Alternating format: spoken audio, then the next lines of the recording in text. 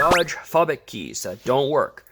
So in order to do that, I'm using a frequency counter, some alcohol, some solder, and some solder flux. So first off, hit the buttons.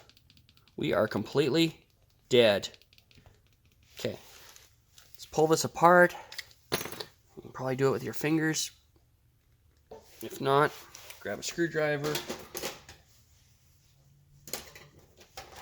and pop it open. There we go, just like so. Okay, because it could be just a dead battery, anything over 3 volts I'd still call good. 3.07, all right, good. Clear some space, let's make some room.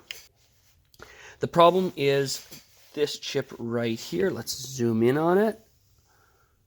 Ooh, focus, nice. And the solder paths are wrong. So it's this chip right here, little tiny. This has got the chip for the security. This has got the RF for the door locks. Kind of simple. I'm using some flux here. And we have a 50-50 shot because I'm not that good of a solderer.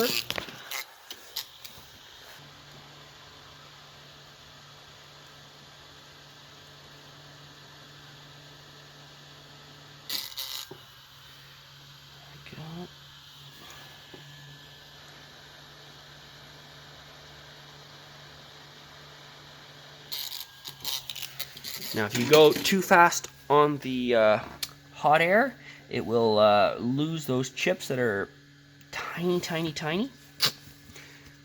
We've got a little bit of isopropyl alcohol to clean that up, to clean off this residue,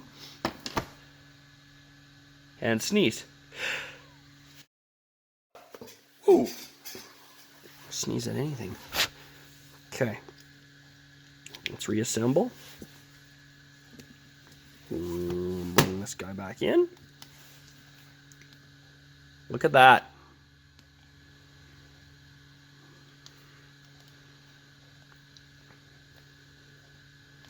Panic button doesn't work. What's going on with the panic button?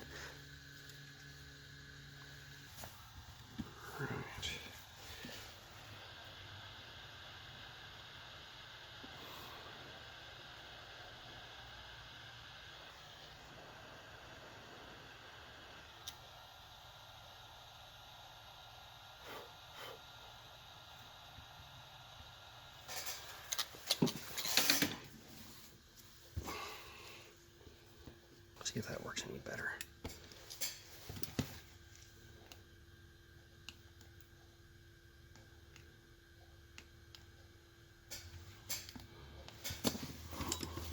If you saw something that helped you, give this a video a like. If you're curious to see what I break next, consider subscribing. Well, there you go. I hope you enjoyed this video. Thank you.